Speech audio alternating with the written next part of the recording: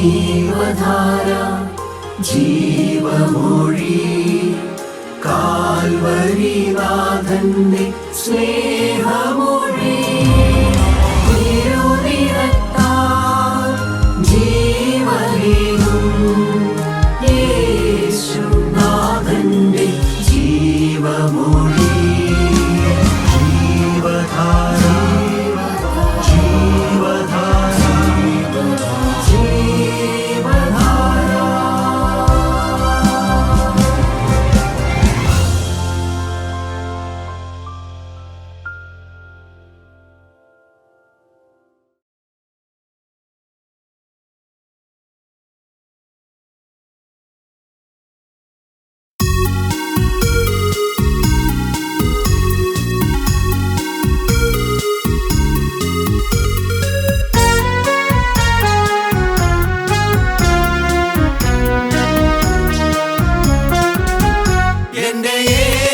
മധ്യാകാശേ വരുമ്പോൾ കാഹളധ്വനി ഞാൻ കേട്ടിടുമ്പോൾ എന്റെ യേശു മധ്യാകാശേ വരുമ്പോൾ കാഹളധ്വനി ഞാൻ കേട്ടിടുമ്പോൾ എന്റെ പ്രിയന്റെ സ്വരം കേട്ടിടുമ്പോൾ രൂപാന്തരം പ്രാപിച്ചു ഞാൻ ഉയർത്തിയിടുമേ എന്റെ പ്രിയന്റെ സ്വരം കേട്ടിടുമ്പോൾ രൂപാന്തരം പ്രാപിച്ചു ഞാൻ ഉയർത്തിയിടുമേ.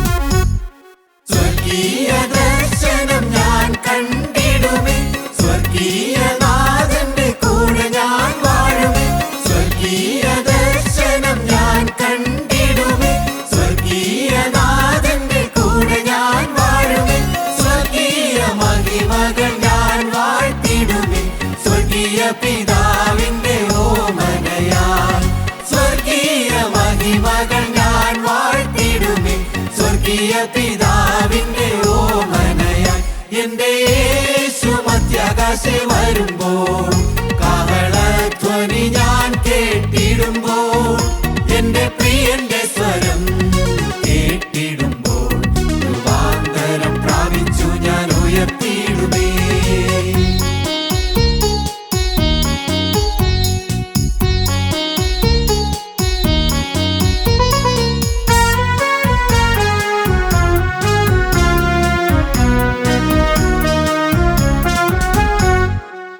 സ്വർഗീയവാസം എത്ര മനോഹരം ജീവനാഥനോടുള്ള ബന്ധം എത്ര ശ്രേഷ്ഠം സ്വർഗീയവാസം എത്ര മനോഹരം ജീവനാഥനോടുള്ള ബന്ധം എത്ര ശ്രേഷ്ഠം ആത്മീയ ജീവിതം ആനന്ദദായകം ആത്മനാഥനൊത്തുള്ള ജീവിതം ധന്യം ആത്മീയ ജീവിതം ആനന്ദദായകം ആത്മനാഥനൊത്തുള്ള ജീവിതം ധന്യം എന്റെ യേശു മധ്യാകാശേ വരുമ്പോൾ കാഹളധ്വനി ഞാൻ കേട്ടിടുമ്പോൾ എന്റെ പ്രിയന്റെ സ്വരം കേട്ടിടുമ്പോൾ രൂപാന്തരം പ്രാപിച്ചു ഞാൻ ഉയർത്തിയിടുമേ.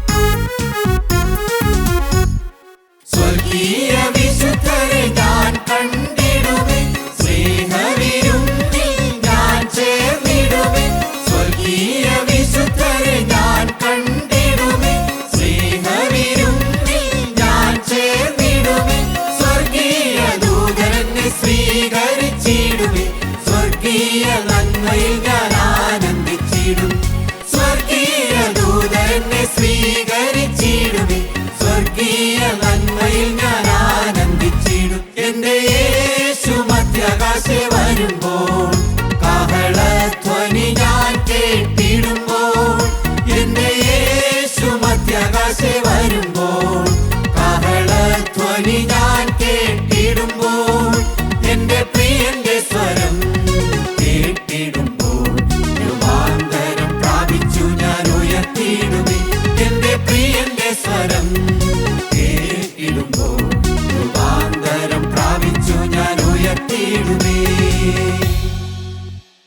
ദൈവ തിരുനാമത്തിന് മഹത്വം ഉണ്ടാകട്ടെ. വീണ്ടും വരുന്നവനായ യേശുക്രിസ്തുവിൻ്റെ ഒരു എളിയ സാക്ഷിയായിട്ട് എഴുന്നേൽക്കുവാൻ കർത്താവ് വീണ്ടും അവസരം തന്നതിനോർത്ത് ഞാൻ ദൈവത്തെ സ്തുതിക്കുന്നു, സ്തോത്രം ചെയ്യുന്നു. കഴിഞ്ഞ 28 വർഷമായിട്ട് ദൈവത്തിൻ്റെ വചനം കേൾക്കുവാനും നിരന്തരം വചനം കേട്ട് അനുദിനം സമർപ്പിക്കുവാനും കർത്താവ് ബലഹീനനായി എനിക്ക് കൃപ തന്നു. എൻ്റെ കുടുംബത്തിലുള്ള എല്ലാവരും തന്നെ മാനസാന്തരപ്പെട്ടവരാണ്. യേശുക്രിസ്തുവിൻ്റെ വേല ചെയ്യാൻ, ചെറിയ രീതിയിലെങ്കിലും വേല ചെയ്യുവാൻ ഞങ്ങൾക്ക് ഏവർക്കും കർത്താവ് അവസരവും തരുന്നു. സങ്കീർത്തനക്കാരൻ പറയുന്നത് പോലെ, 84 സങ്കീർത്തനം 5 വാക്യത്തിൽ പറയുന്നത് പോലെ, ബലം നിന്നിലുള്ള മനുഷ്യൻ ഭാഗ്യവാൻ. ഇങ്ങനെയുള്ളവരുടെ മനസ്സിൽ സിയോനിലേക്കുള്ള പെരുവഴികളുണ്ട് എന്ന്. ബലം യേശുക്രിസ്തുവിൽ. എത്ര മനോഹരമാണ്. പണ്ട് ഞാൻ ഓർക്കുകയാണ്, എൻ്റെ കഴിഞ്ഞകാല ജീവിതത്തിൽ മുഴുവനും ബലം യേശുവിലായിരുന്നില്ല. ഈ ലോകത്തിലായിരുന്നു, പണത്തിലായിരുന്നു, എൻ്റെ മാതാപിതാക്കന്മാരിലായിരുന്നു, ബിസിനസ്സിലായിരുന്നു, മറ്റു പല കാര്യങ്ങളിലുമായിരുന്നു. എന്നാൽ ഞാൻ വചനം കേട്ട് യേശുവിനായിട്ട് ജീവിതം സമർപ്പിച്ച അന്ന് മുതൽ ബലം എൻ്റെ കർത്താവിലാകുവാൻ കർത്താവ് എനിക്ക് കൃപ തന്നു. കർത്താവിനെ നോക്കിക്കൊണ്ട് യാത്ര ചെയ്യാൻ കർത്താവ് എനിക്ക് കൃപ തന്നു. ഇവിടെ പറയുകയാണ്, ബലം നിന്നിലുള്ള മനുഷ്യൻ ഭാഗ്യവാൻ. ഇങ്ങനെയുള്ളവരുടെ മനസ്സിൽ സിയോനിലേക്കുള്ള, സ്വർഗത്തിലേക്കുള്ള പെരുവഴികളുണ്ട് എന്ന്. 4 വാക്യം ഇങ്ങനെയാണ്, നിന്റെ ആലയത്തിൽ വസിക്കുന്നവർ ഭാഗ്യവാന്മാർ, അവർ നിന്നെ നിത്യം സ്തുതിച്ചുകൊണ്ടിരിക്കുമെന്ന്. അത് മനോഹരമായ ഒരു അന്തരീക്ഷമാണ്. ദൈവത്തെ നിത്യം സ്തുതിച്ചുകൊണ്ടിരിക്കുക. അത് സങ്കടത്താലല്ല, ബോറടിച്ചുകൊണ്ടല്ല, ഉള്ളിൽ നിന്ന് വരുന്നതായ സ്തുതിയാണ്, നന്ദിയുടെ സ്തുതിയാണ്. കർത്താവെ, മഹാപാപികളായിരുന്ന ഞങ്ങളെ നീ വീണ്ടെടുത്തല്ലോ. ഈ സ്വർഗത്തിലേക്ക് എത്തുവാൻ, നിന്റെ രാജ്യത്തിലേക്ക് എത്തുവാൻ, നിന്റെ പാദം മുത്തുവാൻ, നിന്നെ നോക്കിക്കൊണ്ട് ആരാധിക്കുവാനുള്ള മഹാഭാഗ്യം ഞങ്ങൾക്ക് തന്നല്ലോ. ഇതിനുള്ള യോഗ്യത ഞങ്ങൾക്കില്ലല്ലോ എന്ന് നന്ദി നിറഞ്ഞ ഹൃദയത്തോടെയുള്ള സ്തുതിയാണ്. നിന്റെ ആലയത്തിൽ വസിക്കുന്നവർ ഭാഗ്യവാന്മാർ, അവർ നിന്നെ നിത്യം സ്തുതിച്ചുകൊണ്ടിരിക്കുമെന്ന്. ആ മനോഹരമായ നിത്യതയിലേക്ക് പ്രവേശിക്കേണ്ട പ്രിയമുള്ളവരെ, നമ്മൾ പലരും ഈ ലോകത്തിലേക്ക് നോക്കി ജീവിക്കുകയാണോ? ലൗകികമായ വിഷയങ്ങളിൽ ഭാരപ്പെട്ട് കഴിയുകയാണോ? ഈ ലോകത്തിൻ്റെതായ വിഷയങ്ങളിൽ ഭാരപ്പെട്ട് ഹൃദയം വ്യസനിച്ച് കഴിയുന്നവരാണോ? നമുക്ക് അല്പസമയം നിത്യതയെക്കുറിച്ച് ചിന്തിക്കാം. മരണാനന്തര ജീവിതത്തെക്കുറിച്ച് ചിന്തിക്കാം. മരണത്തിനപ്പുറമുള്ള ജീവിതത്തെക്കുറിച്ച് നമുക്ക് ചിന്തിക്കാം. വിശുദ്ധ യോഹന്നാൻ എഴുതിയ സുവിശേഷം 11 അധ്യായം 25 വാക്യത്തിൽ കർത്താവായ യേശുക്രിസ്തു പറഞ്ഞ ഒരു വാക്യമാണ്, ഞാൻ തന്നെ പുനരുദ്ധാനവും ജീവനുമാകുന്നു. എന്നിൽ വിശ്വസിക്കുന്നവൻ മരിച്ചാലും ജീവിക്കും. അതെന്തൊരു വാക്കാണ്! മരിച്ചു കഴിഞ്ഞാലും ജീവിക്കുമെന്നോ? മരിച്ച് ഒരു ശവശരീരമായി കഴിഞ്ഞാലും ജീവിക്കുമെന്നോ? ജീവൻ നഷ്ടപ്പെട്ട് ശ്വാസം നിന്നു പോയി കഴിഞ്ഞാൽ ആ മനുഷ്യൻ ജീവിക്കുമെന്നോ? കർത്താവ് പറയുകയാണ്, എന്നിൽ വിശ്വസിക്കുന്നവൻ. എന്നിൽ വിശ്വസിക്കുക എന്ന് പറഞ്ഞാൽ യേശുവിൻ്റെ വചനം അനുസരിക്കുക, യേശുക്രിസ്തുവിനെ അനുഗമിക്കുക. എന്നിൽ വിശ്വസിക്കുന്നവൻ മരിച്ചാലും ജീവിക്കും. ജീവിച്ചിരുന്ന എന്നിൽ വിശ്വസിക്കുന്നവൻ ആരും ഒരു നാളും മരിക്കുകയില്ല എന്നാണ് കർത്താവിൻ്റെ വചനം. അത് പലർക്കും മനസ്സിലാകാത്തതായ ഒരു വചനമാണ്. കർത്താവ് പറയുകയാണ്, ഞാൻ തന്നെയാണ് പുനരുദ്ധാനവും ജീവനും. I am the resurrection and the life. ഞാൻ തന്നെയാണ് പുനരുദ്ധാനം, ഞാൻ തന്നെയാണ് ജീവൻ. ലാസറിന്റെ കല്ലറയ്ക്കയുടെ മുമ്പിൽ നിന്നുകൊണ്ട്, മരിച്ച് 4 ദിവസം കഴിഞ്ഞതായ ലാസറിന്റെ കല്ലറയുടെ മുമ്പിൽ നിന്നുകൊണ്ട് അവന്റെ സഹോദരിയായ മാർത്തയോട് സംസാരിക്കുന്ന ഭാഗമാണ്. നിന്റെ സഹോദരൻ ഉയർത്തെഴുന്നേൽക്കുമെന്ന് പറഞ്ഞപ്പോൾ മാർത്ത പറഞ്ഞു, ഒടുക്കത്തെ നാളിലെ പുനരുദ്ധാനത്തിലല്ലേ അവൻ ഉയർത്തെഴുന്നേൽക്കുമെന്ന് എനിക്കറിയാം. അപ്പോൾ കർത്താവ് പറയുകയാണ്, ഞാൻ തന്നെയാണ് പുനരുദ്ധാനം. യേശുക്രിസ്തുവിലൂടെയാണ് പുനരുദ്ധാനം, യേശുക്രിസ്തുവിലൂടെയാണ് ഉയർത്തെഴുന്നേൽപ്പ്, യേശുക്രിസ്തുവിലൂടെയാണ് ജീവൻ ലഭിക്കുന്നത്. ആത്മാവിൽ മരിച്ചവർക്കും ശരീരത്തിൽ ജീവൻ നഷ്ടപ്പെട്ടവർക്കും ജീവൻ നൽകാനാണ് കർത്താവായ യേശുക്രിസ്തു വന്നത്. അതുകൊണ്ടാണ് കർത്താവ് ആ വാക്ക് പറഞ്ഞത്, ഞാൻ തന്നെയാണ് പുനരുദ്ധാനവും ജീവനുമാകുന്നതെന്ന്. പക്ഷെ ഇത് എത്ര പേര് വിശ്വസിക്കുന്നുണ്ട്? ഇതൊന്നും വിശ്വസിക്കാൻ ഇന്ന് പലർക്കും നേരമില്ല. പലരും ദൈവത്തെ ആശ്രയിക്കുന്നത് ലൗകികമായ കാര്യങ്ങൾക്ക് വേണ്ടിയിട്ടാണ്, ലൗകികമായ കാര്യസാധ്യത്തിന് വേണ്ടിയിട്ടാണ്, ഉദ്ദിഷ്ട കാര്യസാധ്യത്തിന് വേണ്ടിയിട്ടാണ്. പ്രിയമുള്ളവരെ, ഇന്ന് നിങ്ങൾ നോക്കൂ, ദേവാലയത്തിലേക്ക് പോകുന്നവരൊന്ന് ചിന്തിക്കൂ. നമ്മൾ ക്രിസ്ത്യാനികൾ ദേവാലയത്തിൽ പോകുന്നു, മറ്റ് പല ആചാരങ്ങളിലും അനുഷ്ഠാനങ്ങളിലും പങ്കെടുക്കുന്നു, കൂട്ടായ്മയിൽ വരുന്നു, അനേകരും വചനം കേൾക്കുന്നു. ഈ ഭൗതികമായ വിഷയമാണോ നമ്മുടെ ലാക്ക്? ലൗകികമായ വിഷയങ്ങളാണോ നമ്മുടെ പ്രാർത്ഥനാ വിഷയങ്ങൾ? നിങ്ങളൊന്ന് പരിശോധിച്ച് നോക്കൂ. നിങ്ങൾ കൂടുതലായിട്ട് പ്രാർത്ഥിക്കുന്ന ഏത് കാര്യങ്ങൾക്ക് വേണ്ടിയിട്ടാണ്? തീർച്ചയായിട്ടും മക്കൾക്ക് അപ്പനോടോ അമ്മയോടോ അവർ പല ആവശ്യങ്ങളും പറയാറുണ്ട്. തീർച്ചയാണ്, അവർക്ക് സ്നേഹമുണ്ട്, അതുകൊണ്ട് അപ്പനും അമ്മയോടും ചോദിക്കും. അവർ ബലഹീനരാണ്, അവർക്ക് സാധിപ്പിച്ചു കൊടുക്കുകയും ചെയ്യും. പല അപ്പനും അമ്മമാരും എല്ലാ കാര്യങ്ങളും അല്ലെങ്കിൽ ചില കാര്യങ്ങളെല്ലാം. നമ്മുടെ അപ്പനായ സ്വർഗീയ പിതാവിനോട് നമുക്ക് ചോദിക്കാം നമ്മുടെ ആവശ്യങ്ങൾ, തീർച്ചയായിട്ടും ചോദിക്കാം. പക്ഷേ 1ാം സ്ഥാനം ഏത് കാര്യങ്ങൾക്കാണ് നമ്മൾ കൊടുക്കുന്നത്? നമ്മുടെ പ്രാർത്ഥനാ വിഷയം എന്താണ്?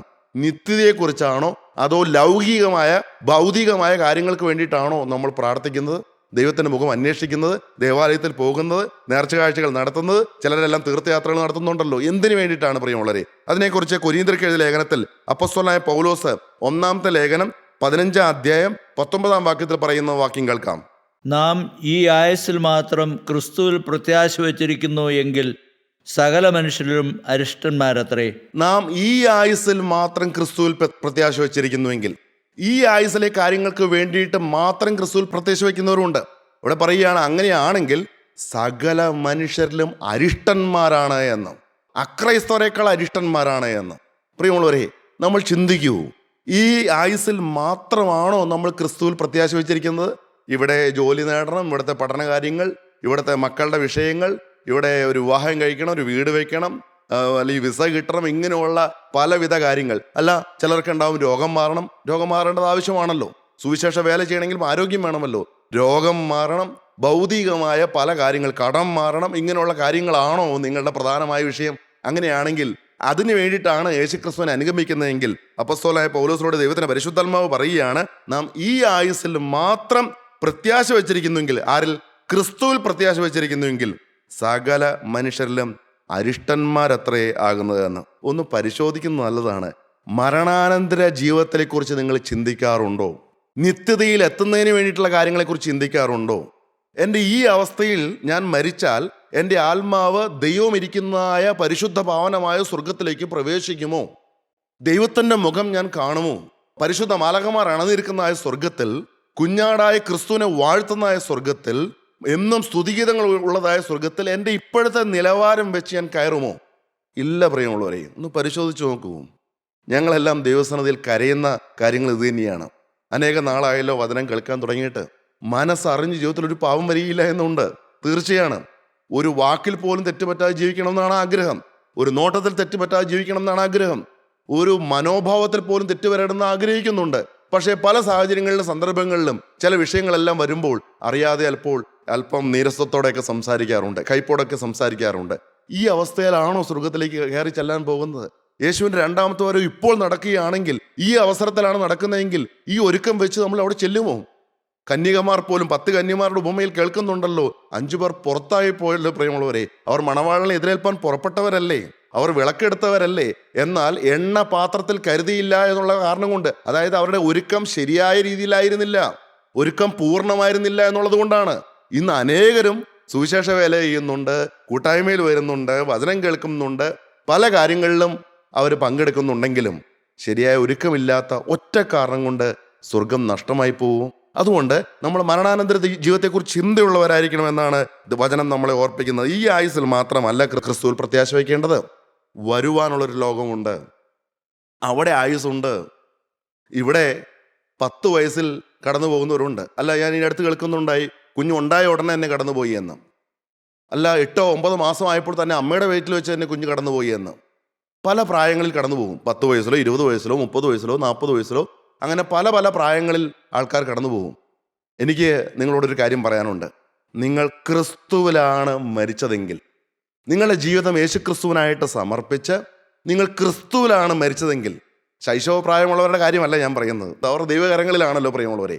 എന്നാൽ നിങ്ങൾ ക്രിസ്തുവിലാണ് മരിച്ചതെങ്കിൽ നിങ്ങൾക്ക് ഇനിയും ആയുസ്സുണ്ട്. ഇവിടെ അല്പകാലമേ ആയുസ് കിട്ടിയോളൂ എന്ന് വിചാരിച്ച് ആരും സങ്കടപ്പെടേണ്ട ആവശ്യമില്ല.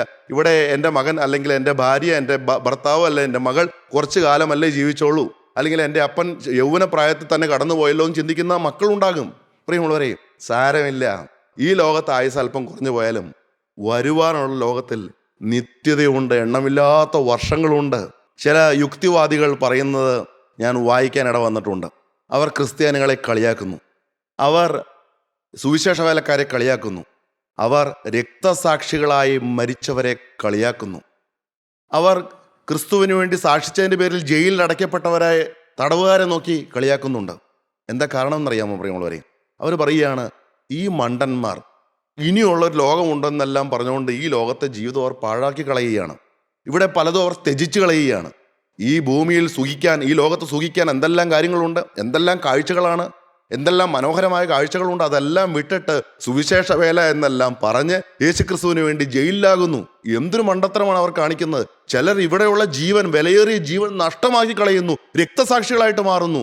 ഇവർ മണ്ടന്മാരായി പോയല്ലോ, ഇനിയുള്ള ഒരു ലോകമുണ്ടോ എന്ന് പറഞ്ഞ് ഇതുവരെ കാണാത്ത ലോകത്തെക്കുറിച്ചെല്ലാം പറഞ്ഞിട്ട് അവർ അവരുടെ ജീവിതം പാഴാക്കി കളയുകയാണല്ലോ എന്ന്.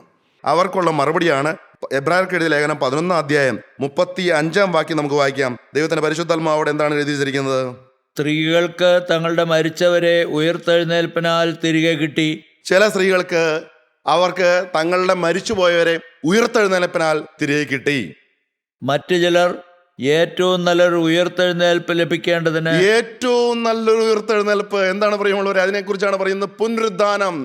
ഏറ്റവും നല്ലൊരു ഉയർത്തെഴുന്നേൽപ്പ് ലഭിക്കേണ്ടതിന് ഉദ്ധാരണം കൈക്കൊള്ളാതെ ഭേദ്യമേറ്റു. ഉദ്ധാരണം കൈക്കൊള്ളാതെ ഭേദ്യമേറ്റു അവർ മരിക്കേണ്ടതായിട്ട് വന്നു. കാരണം അവർക്ക് ഏറ്റവും നല്ലൊരു ഉയർത്തെഴുന്നേൽപ്പുണ്ട്. ഇവിടെ കർത്താവായ യേശുക്രിസ്തുവും പ്രവാചകന്മാരും ശിഷ്യന്മാരും ചിലരെല്ലാം ഉയർത്തെഴുന്നേൽപ്പിച്ചു. പക്ഷെ അവരെല്ലാം വീണ്ടും മരിച്ചു. എന്നാൽ അവർക്ക് എല്ലാവർക്കും ഒരു ഉയർത്തെഴുന്നേൽപ്പുണ്ട്. എല്ലാ മനുഷ്യർക്കും ഒരു ഉയർത്തെഴുന്നേൽപ്പുണ്ട്. അതിനാണ് പുനരുദ്ധാനം എന്ന് പറയുന്നത്. എന്നാൽ ഈ പുനരുദ്ധാനത്തിൽ ഉയർത്തെഴുന്നേൽപ്പിൽ ചിലർ നിത്യജീവനിലേക്കും ചിലർ നിത്യനാശത്തിലേക്കും നിത്യനരകത്തിലേക്കും തള്ളപ്പെട്ടു പോകുമെന്ന് ദൈവത്തിന്റെ വചനം പറയുന്നുണ്ട്. ഇവിടെ പറയുകയാണ് ഏറ്റവും നല്ലൊരു ഉയർത്തെഴുന്നേൽപ്പ് ലഭിക്കേണ്ടതിന് അവർ ഉദ്ധാരണം കൈക്കൊള്ളാതെ ഭേദ്യമേറ്റു. 38 വാക്യം. കാടുകളിലും മലകളിലും ഗുഹകളിലും ഭൂമിയുടെ പിളർപ്പുകളിലും ഉഴന്നു വലഞ്ഞു. ദൈവത്തിന് മഹത്വം. ഈ ലോകം അവരെ മണ്ടന്മാർന്ന് പറഞ്ഞു കാണും. എല്ലാം വിട്ടിട്ട്, ഈ ലോകത്തെ സമ്പത്തും സൗഭാഗ്യങ്ങളെല്ലാം വിട്ടിട്ട്, പ്രശസ്തിയും ആഭിജാത്യവും എല്ലാം വിട്ടിട്ട്, സ്ഥാനം മഹിമകളെല്ലാം വിട്ടിട്ട് യേശുവിന്റെ പിന്നാലെ വെയിലുകൊണ്ട് മഞ്ഞുകൊണ്ട് മഴ കൊണ്ട് സുവിശേഷ വേല ചെയ്തവരും യേശുവിനെ സാക്ഷിച്ചവരും യേശുക്രിസ്തുവിനെ തള്ളിപ്പറയാതെ യേശുക്രിസ്തുവിനെ ഏറ്റുപറഞ്ഞുകൊണ്ട് മരണം വരിക്കാൻ തയ്യാറായി നിന്നവരും മരണം വരിച്ചവരുമായ രക്തസാക്ഷികളെ മണ്ടന്മാർ എന്ന് വിളിക്കുന്നവരുടെ ഒരു മറുപടി ഉണ്ട്. അടുത്ത വാക്യം. ലോകം അവർക്ക് യോഗ്യമായിരുന്നില്ല. ലോകം അവർക്ക് യോഗ്യമായിരുന്നില്ല. അവരെ സ്വന്തമാക്കാനുള്ള യോഗ്യത ഈ ലോകത്തിനുണ്ടായിരുന്നില്ല എന്നാണ് എൻ്റെ അർത്ഥം. എന്താണ് പറഞ്ഞതിൻ്റെ അർത്ഥം? അവരെ സ്വന്തമാക്കാനുള്ള യോഗ്യത ഈ ലോകത്തിനോ ഈ ലോകത്തിന്റെ പ്രഭുവായ പിശാചിനോ ഉണ്ടായിരുന്നില്ല. പല പാപങ്ങൾ കാണിച്ച് അവർ വീഴിക്കാൻ നോക്കിയപ്പോൾ അവർ വീണില്ല. അവർ യേശുവിൽ ആശ്രയിച്ചു. ജഡമോഹവും കൺമോഹവും പ്രതാപമോഹവും കാണിച്ച് ലോകത്തിൻ്റെതായ മലീമസമായ ചിന്തകളും വൃത്തികെട്ടതായ ജീവിതങ്ങളെല്ലാം പിശാച് കാണിച്ചെങ്കിലും ഈ ലോകം അവർക്ക് യോഗ്യമായിരുന്നില്ല എന്ന് മാത്രമല്ല, ഈ ലോകത്തിന് അവരെ സ്വന്തമാക്കാനുള്ള യോഗ്യത ഉണ്ടായിരുന്നില്ല എന്ന് അത്രമാത്രം വിശുദ്ധിയിൽ അവർ നിന്നു. അവർ മരണം വരിച്ചു. എന്താണ് അവരുടെ പ്രത്യാശ? ഞങ്ങൾക്ക് ഏറ്റവും നല്ലൊരു ഉയർത്തെഴുന്നേൽപ്പുണ്ട്. ഞങ്ങളുടെ ശരീരം ശവശരീരമായി കല്ലറയിൽ അടക്കിയാലും ഒരു നാൾ ഞങ്ങളുടെ പ്രാണപ്രിയന്റെ ശബ്ദം കേട്ട് കല്ലറകളെ തട്ടിത്തെറിപ്പിച്ചുകൊണ്ട് ഞങ്ങളുടെ ശവശരീരങ്ങൾ ഉയർത്തെഴുന്നേൽക്കുമെന്നുള്ളതായ വിശ്വാസം ആ വിശ്വാസ വീരന്മാർക്കുണ്ടായിരുന്നു. 13 വാക്യം ഇങ്ങനെയാണ്.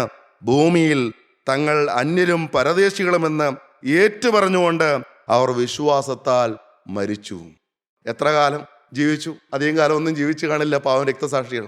സ്തേഫാനോസ് എത്ര വർഷം ജീവിച്ചു കാണും പ്രിയമുള്ളവരെ? സ്തേഫാനോസ് എത്ര കാലം ജീവിച്ചു? ചെമ്മാച്ചനല്ലായിരുന്നോ? യൗവന പ്രായമല്ലായിരുന്നോ? കർത്താവിനെ സാക്ഷിച്ചു, കല്ലേറുകൊണ്ട് മരിച്ചില്ലേ? ആ സ്തേഫാനോസ് മണ്ടനാണെന്നാണ് യുക്തിവാദികൾ പറയുന്നത്. പറഞ്ഞോട്ടെ. ദൈവമില്ല എന്ന് മൂഢൻ തൻ്റെ ഹൃദയത്തിൽ പറയുന്നു എന്ന് ദൈവത്തിന്റെ വചനം പറയുമ്പോൾ മൂഢന്മാരായ മനുഷ്യർ പലതും ദൈവമക്കളെ കളിയാക്കിക്കോട്ടെ. എന്ത് പ്രശ്നം പറയുമുള്ളവരെ?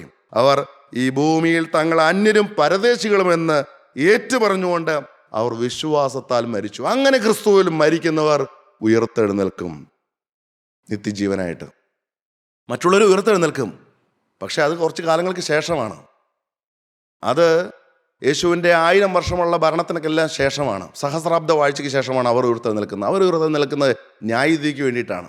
പഴയ നിയമ വിശുദ്ധന്മാർ പലരും, പഴയ നിയമ പ്രവാചകന്മാർ പലരും ഈ പുനരുദ്ധാനത്തിൽ വിശ്വാസമുള്ളവരായിരുന്നു. നമുക്ക് വായിക്കാം. യെശയ്യാ പ്രവാചകന്റെ പുസ്തകം 26 അധ്യായം 19 വാക്യം വായിക്കാം. പഴയ നിയമത്തിൽ ചില സൂചനകൾ മാത്രമേ പുനരുദ്ധാനത്തെക്കുറിച്ച് പറയുന്നുള്ളൂ. നമുക്ക് ചിന്തിക്കാം. നിന്റെ മൃതന്മാർ ജീവിക്കും, എൻ്റെ ശവങ്ങൾ എഴുന്നേൽക്കും. നിന്റെ മൃതന്മാർ ജീവിക്കുമെന്നാണ് അവിടെ വായിച്ചു കേട്ടത്. അതിന്റെ അർത്ഥം ദൈവജനം വീണ്ടും ജീവിക്കും. നിത്യതയുടെ തുറമുഖത്തേക്ക് അവരുടെ ആത്മാക്കൾ ചെല്ലും. അവരുടെ ശരീരവും ഉയർത്തെഴുന്നേൽക്കുമെന്നാണ് പറയുന്നത്. എൻ്റെ ശവങ്ങൾ എഴുന്നേൽക്കുമെന്ന് പറഞ്ഞതിൻ്റെ അർത്ഥം ശരീരത്തിന് പുനരുദ്ധാനമുണ്ട്. മരണം മൂലം മാറ്റപ്പെട്ട് കഴിയുമ്പോൾ ആത്മാവ് പർദീസയിലേക്കോ ദുഷ്ടതയിൽ ജീവിച്ചവർ പാതാളത്തിലേക്കോ പോകുമ്പോൾ അവരുടെ ശരീരങ്ങൾ യേശുവിൻ്റെ 2ാമത്തെ വരവെങ്കിൽ ഉയർത്തെഴുന്നേൽക്കും. ആ ഉയർത്തെഴുന്നേൽക്കുന്നതിനെ കുറിച്ചാണ് പറയുന്നത്. എൻ്റെ ശവങ്ങൾ എഴുന്നേൽക്കും. അടുത്ത വാക്യം. പൊടിയിൽ കിടക്കുന്നവരെ ഉണർന്നു ഘോഷിപ്പീൻ. ശവകുടീരങ്ങളിൽ കിടക്കുന്നവരെ ഉണർന്ന് ഘോഷിപ്പിൻ. നിന്റെ മഞ്ഞ് പ്രഭാതത്തിലെ മഞ്ഞുപോലെ ഇരിക്കുന്നു. പ്രഭാതത്തിലെ മഞ്ഞ് സസ്യങ്ങളെ ജീവിപ്പിക്കുന്നു. സസ്യങ്ങൾക്ക് പുതുജീവൻ നൽകുന്നത് പോലെ ക്രിസ്തുവിൽ മരിച്ചവർക്ക് ജീവൻ ലഭിക്കുന്നതിനെ കുറിച്ചാണ് പറയുന്നത്. നിന്റെ മഞ്ഞ് പ്രഭാതത്തിലെ മഞ്ഞ് പോലെ ഇരിക്കുന്നു. ഭൂമി പ്രേതന്മാരെ പ്രസവിക്കുമല്ലോ. കല്ലറയിൽ നിന്ന് മരിച്ചോർ പുറത്തു വരുമെന്നാണ് പറയുന്നത്. ഭൂമി പ്രേതന്മാരെ പ്രസവിക്കുമല്ലോ എന്ന് പറഞ്ഞാൽ കല്ലറകളിൽ അടക്കപ്പെട്ടിരിക്കുന്ന വിശുദ്ധന്മാരെ പുറത്തു വരുമെന്നാണ് ഇവിടെ യെശയ്യാ പ്രവാചകനിലൂടെ നമ്മൾ വായിച്ചു കേൾക്കുന്നത്. ഇനി എസെക്കിയേൽ പ്രവാചന പുസ്തകം എടുക്കാം. എസെക്കിയേൽ പ്രവാചന പുസ്തകം 37 അധ്യായമുള്ള 1 മുതലുള്ള വാക്യങ്ങളിൽ അവിടെ എസെക്കിയേൽ പ്രവാചകനെ പരിശുദ്ധാത്മാവ് ഒരു താഴ്വരയിലേക്ക് കൊണ്ടുപോവുകയാണ്. ആ താഴ്വരയിൽ മുഴുവനും അസ്ഥികളാണ്. അസ്ഥികളുടെ താഴ്വര നിറയെ അസ്ഥികളാണ്. അവിടുത്തെ അസ്ഥികൾ ഏറ്റവും അധികം ഉണ്ടായിരുന്നു എന്നാണ് പറയുന്നത്. ദൈവത്തിന്റെ പരിശുദ്ധാത്മാവ് പ്രവാചകനെ ആ താഴ്വരയിലൂടെ ചുറ്റി ചുറ്റി നടക്കുമാറാക്കിയെന്നാണ് അവിടെ പറയുന്നത്. ഈ അസ്ഥികൾ ജീവിക്കുമോ എന്ന് ചോദിച്ചു. പ്രവാചകൻ പറഞ്ഞു, അങ്ങ് അറിയുന്ന കാര്യമാണല്ലോ, അങ്ങേക്ക് അറിയാമല്ലോ എന്ന് പറഞ്ഞു. അപ്പോൾ ദൈവം പറയുകയാണ്, നീ ഈ അസ്ഥികളോട് പ്രവചിക്കണമെന്ന്. പ്രിയമുള്ളവരെ, പുനരുദ്ധാനത്തിൻ്റെ ഒരു സൂചനയാണ് പറയുന്നത്. നീ ഈ അസ്ഥികളോട് പ്രവചിക്കണമെന്ന് പറഞ്ഞു. അങ്ങനെ പ്രവാചകനെ പ്രവചിക്കാൻ വേണ്ട കാര്യങ്ങൾ പറഞ്ഞു കൊടുക്കുകയാണ്. പ്രവാചകൻ നോക്കിയപ്പോൾ അസ്ഥി കഷ്ണങ്ങൾ മാത്രമേ ഉള്ളൂ. ദൈവം പറയുകയാണ്, ഈ അസ്ഥികളിൽ ഞരമ്പ് ഞാൻ വെച്ച് പിടിപ്പിക്കാൻ പോവുകയാണ്. ഈ അസ്ഥികളിൽ ഞാൻ മാംസം പിടിപ്പിക്കാൻ പോവുകയാണ്. ഈ അസ്ഥികൾ തൊലി കൊണ്ട് ഞാൻ മൂടാൻ പോവുകയാണ്. അതിൻ്റെ മേൽ ഞാൻ ജീവശ്വാസം ഊതാൻ പോവുകയാണ് എന്ന്. അതാണ് ആ വാക്യങ്ങൾ പറയുന്നത്. നമുക്ക് വായിച്ചു കേൾക്കാം. യഹോവയുടെ കൈ എൻ്റെ മേൽ വന്നു, യഹോവയുടെ ആത്മാവിൽ എന്നെ പുറപ്പെടുവിച്ചു. താഴ്വരയുടെ നടുവിൽ നിർത്തി, അത് അസ്ഥികൾ കൊണ്ട് നിറഞ്ഞിരുന്നു. അവൻ എന്നെ അവയുടെ ഇടയിൽ കൂടി ചുറ്റി ചുറ്റി നടക്കുമാറാക്കി. അവ താഴ്വരയുടെ പരപ്പിൽ എത്രയും അധികമായിരുന്നു. അവ ഏറ്റവും ഉണങ്ങിയുമിരുന്നു. അവ ഏറ്റവും ഉണങ്ങിപ്പോയ അസ്ഥികളായിരുന്നു. പ്രിയമുള്ളവരെ, ഈ ചിലർ ചോദിക്കും, മരിച്ചവരെങ്ങനെയാണ് ഉയർക്കുന്നത്? മരിച്ച് വർഷങ്ങൾക്ക് ശേഷം 10, 50, 100 വർഷങ്ങൾക്ക് ശേഷം അസ്ഥികൾ പോലും ദ്രവിച്ചു പോയിട്ടുണ്ടാവില്ലേ? മാംസം പോയി, ഞരമ്പ് പോയി, തൊലി പോയി, എല്ലാം ജീർണിച്ചു പോയി, അസ്ഥികൾ പോലും ദ്രവിച്ചു പോയിട്ടുണ്ടാവില്ലേ എന്ന് ചോദിക്കുന്നതിന് മറുപടിയാണ് ഈ ഭാഗം അവിടെ പറയുന്നത്. പ്രിയമുള്ളവരെ, ആ അസ്ഥികൾ ഏറ്റവും ഉണങ്ങിയതായിരുന്നു എന്നാണ് അവിടെ പറയുന്നത്. വായിക്കാം.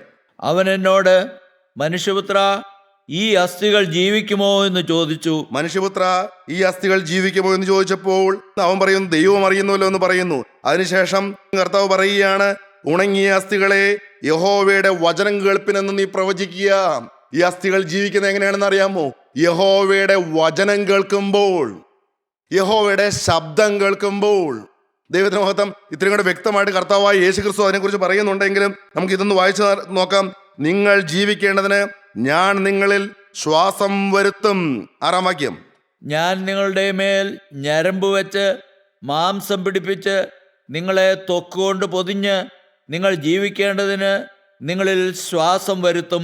ഞാൻ നിങ്ങളുടെ മേൽ ഞരമ്പ് വെച്ച് മാംസം പിടിപ്പിച്ച് നിങ്ങളെ ത്വക്കുകൊണ്ട് പൊതിഞ്ഞ് നിങ്ങൾ ജീവിക്കേണ്ടതിന് നിങ്ങളിൽ ശ്വാസം വരുത്തും. ആദാമിനെ ഉണ്ടാക്കി, മണ്ണുകൊണ്ടുണ്ടാക്കി, സ്വന്തം ചായലും രൂപത്തിലും സാദൃശ്യത്തിലും ഉണ്ടാക്കി, സ്വന്തം സ്വരൂപത്തിലും ഉണ്ടാക്കിയവനായ ദൈവം അവന്റെ മൂക്കിൽ ജീവശ്വാസം ഊതി.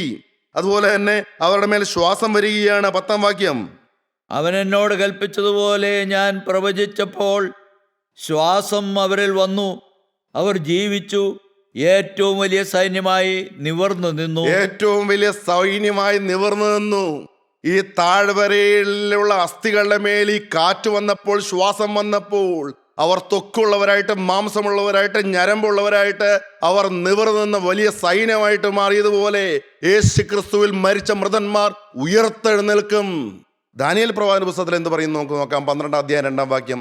നിലത്തിലെ പൊടിയിൽ നിദ്ര കൊള്ളുന്നവരിൽ പലരും, ചിലർ നിത്യജീവനായും ചിലർ ലജ്ജയ്ക്കായും നിത്യനിന്ദയ്ക്കുമായും ഉണരും. അവിടെ ദാനിയേൽ പ്രവാചകൻ യേശുക്രിസ്തു ജനിക്കുന്നതിന് വർഷങ്ങൾക്ക് മുമ്പ് പ്രവചിച്ചപ്പോൾ ഈ പുനരുദ്ധാനത്തെ കുറിച്ചാണ് പറയുന്നത്.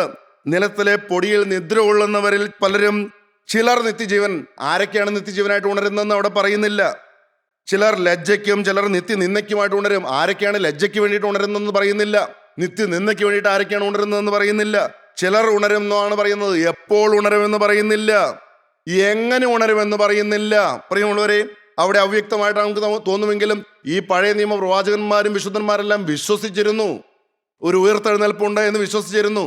3-ാം വാക്യം, എന്നാൽ ബുദ്ധിമാന്മാർ ആകാശമണ്ഡലത്തിന്റെ പ്രഭ പോലെയും. ബുദ്ധിമാന്മാർ എന്ന് പറയുന്നത് ആരെയാണ്? ദൈവത്തിന് മൊത്തം ലോകം മണ്ടന്മാർ എന്ന് വിളിക്കുന്നവരായ ദൈവവിശ്വാസികളെയാണ് ബുദ്ധിമാന്മാർ എന്ന് പറയുന്നത്. ദൈവത്തെ അന്വേഷിക്കുന്ന ബുദ്ധിമാൻ ഉണ്ടോ എന്ന് കാണുവാൻ ദൈവം സ്വർഗത്തിൽ നോക്കുന്നു എന്ന് വചനം സങ്കീർത്തനങ്ങളിൽ പറയുന്നുണ്ട്. ദൈവത്തെ അന്വേഷിക്കുന്ന ബുദ്ധിമാന്മാർ, പ്രിയമുള്ളവരെ, ബുദ്ധിമാന്മാർ ആകാശമണ്ഡലത്തിലെ പ്രഭ പോലെയും.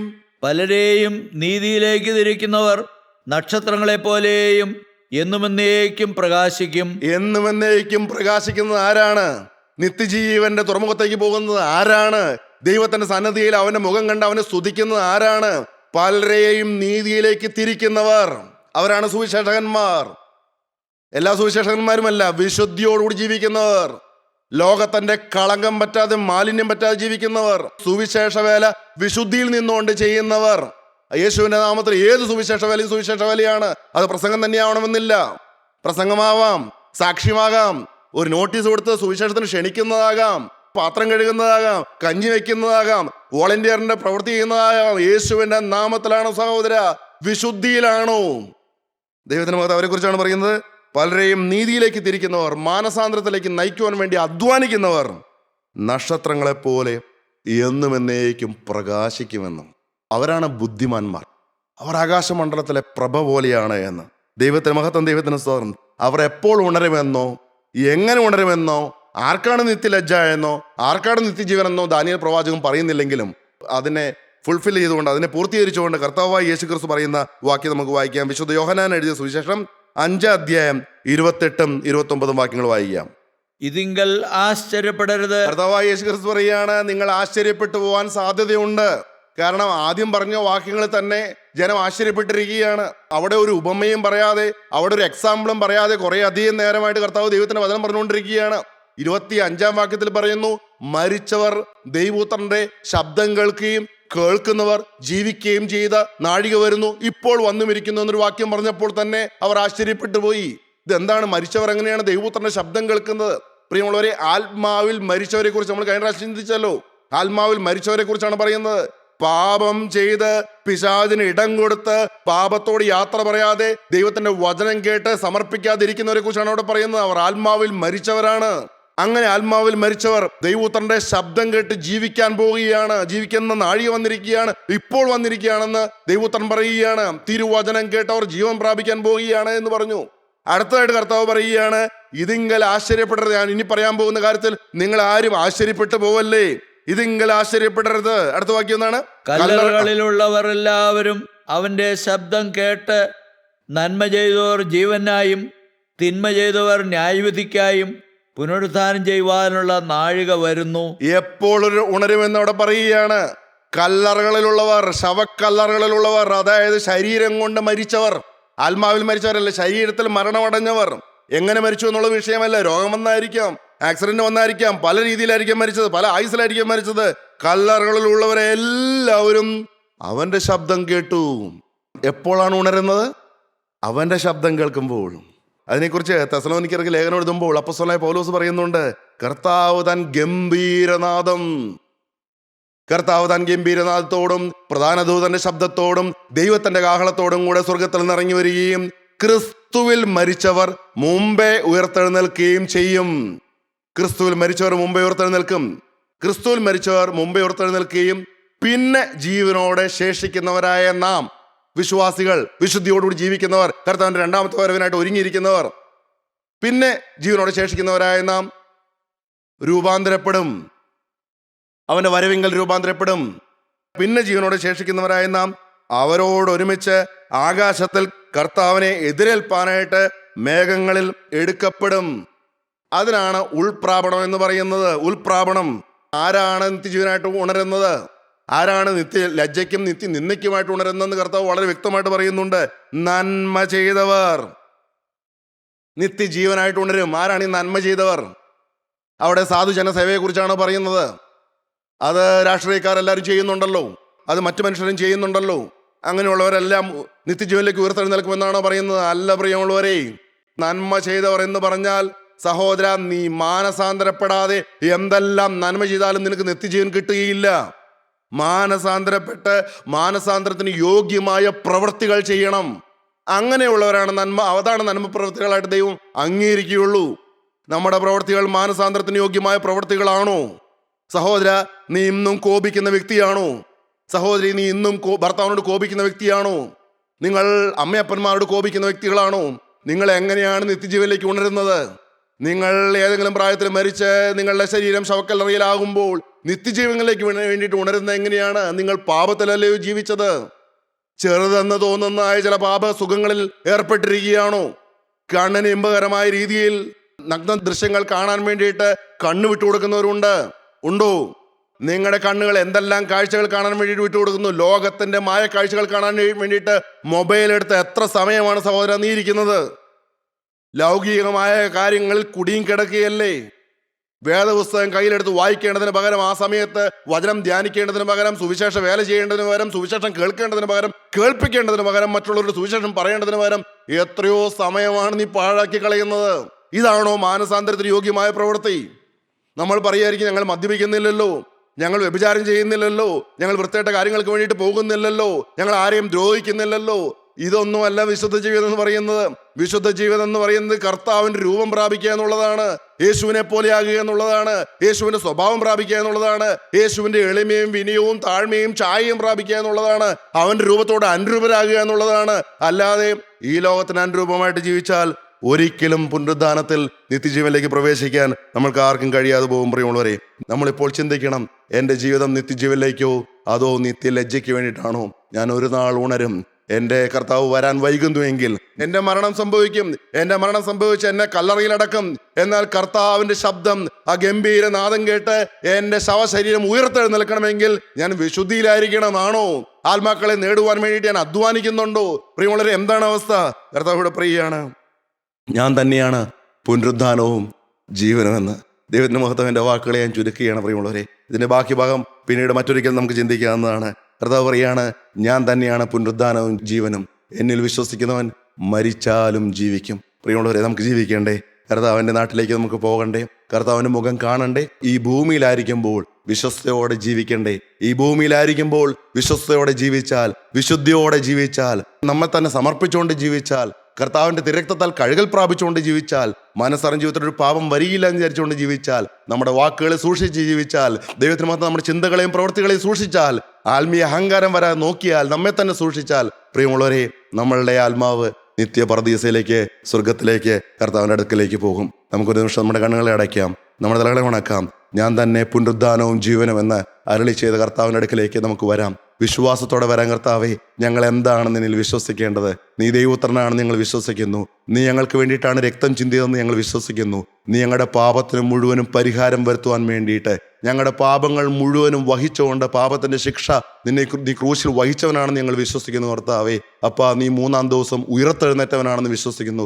ഞങ്ങൾക്കും ഒരു ഉയർത്തെഴുന്നേൽപ്പുണ്ടെന്ന് ഞങ്ങൾ വിശ്വസിക്കുന്നു. കർത്താവെ, ഞങ്ങളുടെ ഈ ഭൂമിയിലെ ജീവിതം കൊണ്ട് തീരുന്നതല്ല ഞങ്ങളുടെ ആയുസ് നിങ്ങൾ മനസ്സിലാക്കുന്നു. ഇതിനപ്പുറം നിത്യതയിലേക്ക് ഞങ്ങൾക്ക് വരണം. കർത്താവിൻ്റെ രാജ്യത്തേക്ക് ഞങ്ങൾക്ക് പ്രവേശിക്കണം. കർത്താവെ, അനേകരെ പ്രവേശിക്കണം, അനേകരെ നീതിയിലേക്ക് തിരിക്കണം. അതിനായിട്ട് ഞങ്ങളെ ശക്തിപ്പെടുത്തണമേ, ഞങ്ങളെ ബലപ്പെടുത്തണമേ. നിന്റെ വിലയ രക്തത്താൽ ഞങ്ങളെ കഴുകണമേ, ഞങ്ങളുടെ പാപം ക്ഷമിച്ചു തരണമേ. ഇന്ന് നിന്റെ വചനം കേൾക്കുന്ന ഓരോ മക്കളെയും നീ അനുഗ്രഹിക്കണമേ. നിന്റെ ആണിപ്പാടുള്ള കരം വയ്ക്കണമേ. സകലതും ഞങ്ങൾക്കായി ജീവൻ വെച്ച യേശുവിന്റെ നാമത്തിൽ ചോദിക്കുന്നു. കൃപയുടെ കേട്ട് തുറന്നു തരുമാറാകണമേ.